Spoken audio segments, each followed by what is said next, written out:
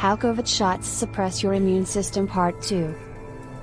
Importantly, the COVID shot produces an enormously larger antibody response than spontaneous infection, and studies have shown that the level of antibody response grows with illness severity. As a result, the shot is designed to resemble a serious infection. You may not develop any antibodies at all if you have a mild illness because your innate immune cells are capable of fighting off the virus without them. You get into difficulties when your innate immune system is weak, and part of that weakness is a suppressed type 1 interferon response. If your type 1 interferon response is low, your immune cells won't be able to stop the virus from spreading throughout your body. According to Seneff, since it must be timed correctly for the immune cascade to function properly, type 1 interferon supplementation has not been suggested in the past. Only at the first stages of infection does type 1 interferon have a decisive role. It's too late to utilize it once you've reached a moderate or severe infection stage. COVID shots confuse your immune system.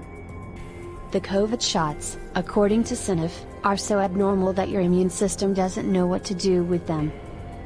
I get the sensation that the immune cells have no idea what's going on. Immune cells create a harmful protein in large quantities. That's a rare occurrence. Because these RNAs resemble human RNAs, no signs of viral infection can be found. It's as if human immune cells decided to manufacture a very hazardous protein in large quantities, which is exactly what they're doing, and the immune system is absolutely perplexed. It's a mystery to the immune cells what to do with it. Of course, immune cells that are overburdened with spike protein tells themselves, I have to get rid of this material, so they send it out as exosomes. The microRNAs in exosomes believe that the recipient cells will require those specific signaling molecules to help them cope with the hazardous load. So, I believe you're spreading the spike protein throughout the body to remove the toxicity you're dealing with in the spleen. These exosomes are also excellent for antibody training.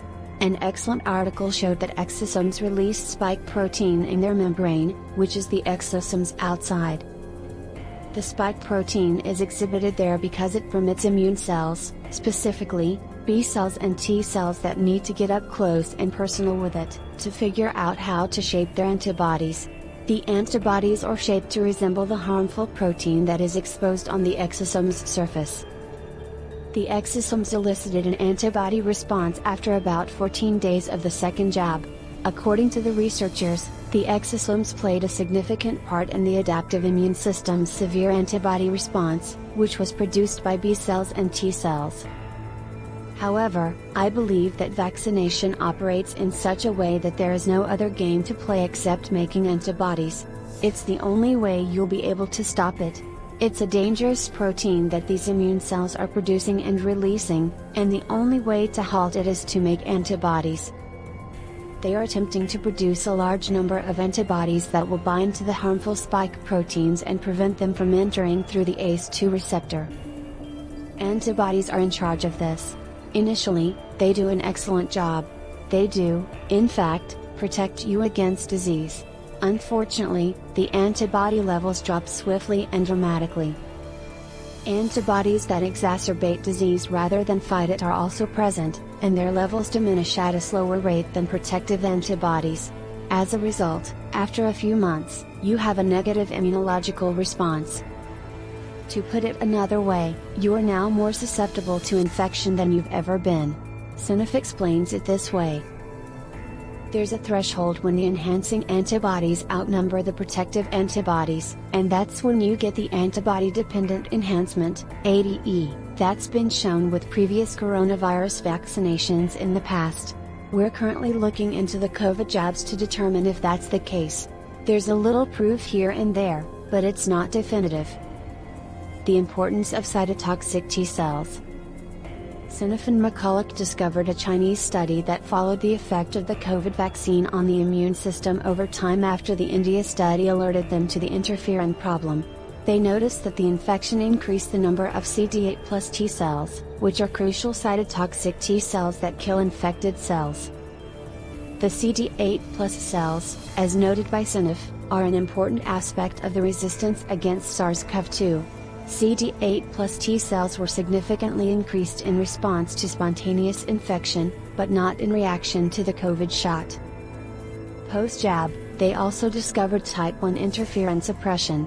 So, not only is your first-line reaction the type 1 interferon response, depressed after the injection, but you're also missing the element of the immune response that cleans away contaminated cells.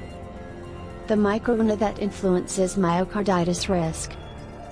Heart health, miR-155 is a third microRNA, mRNA, produced by spontaneous SARS-CoV-2 infection and is critical for heart health. Early on in the pandemic, there were reports of COVID-19 causing heart difficulties. According to Seneff, these miR-155 containing exosomes may also be present post-jab, and may play a role in the heart injury that has been described. miR-155, in particular, has been linked to myocarditis. As previously stated, microRNA suppresses particular proteins, resulting in a complex cascade response. When a crucial protein is repressed by a microRNA, a whole new cascade of events occurs.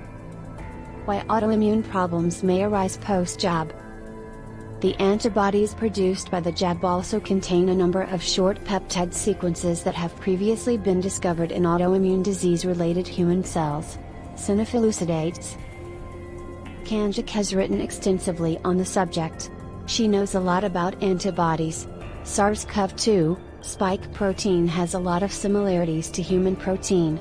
That implies that if you develop a strong antibody response to the spike protein, your antibodies may become confused and attack a human protein with a similar sequence. This is a common type of autoimmune illness. It's referred to as molecular mimicry. Many different proteins were found to be compatible. It was pretty unexpected. If you create antibodies to specific sequences in the spike protein, it appears to be really well tailored to promote autoimmune illness.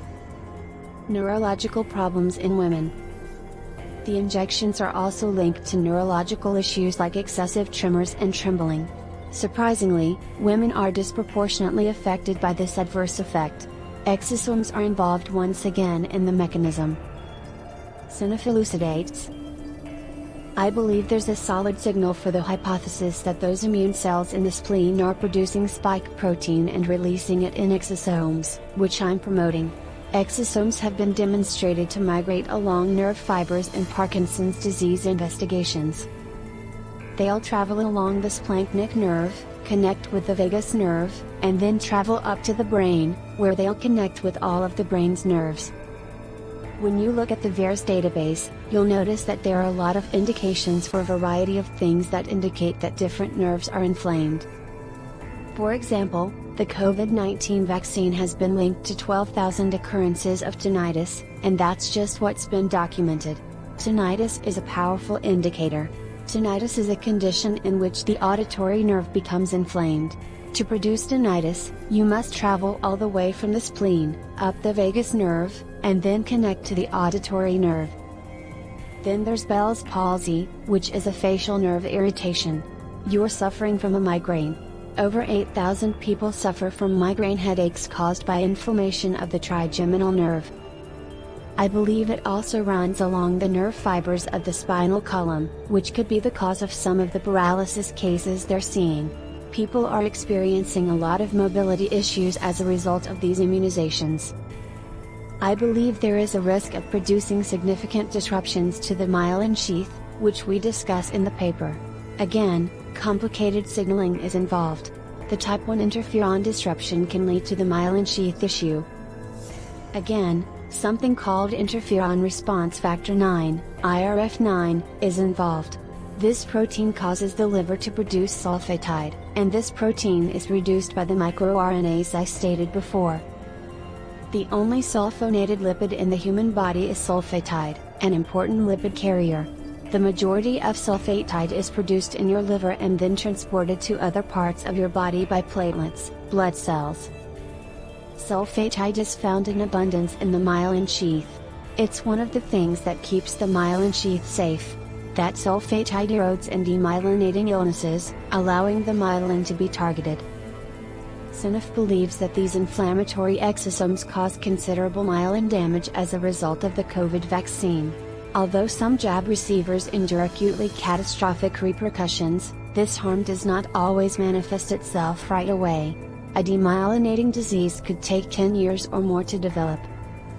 I believe we'll see people developing these neurodegenerative diseases earlier and earlier in life than they used to, Seneff adds, and I believe anyone who already has any of these disorders will have rapid progression. End of part 2. Thanks for watching. Please consider subscribing to the channel.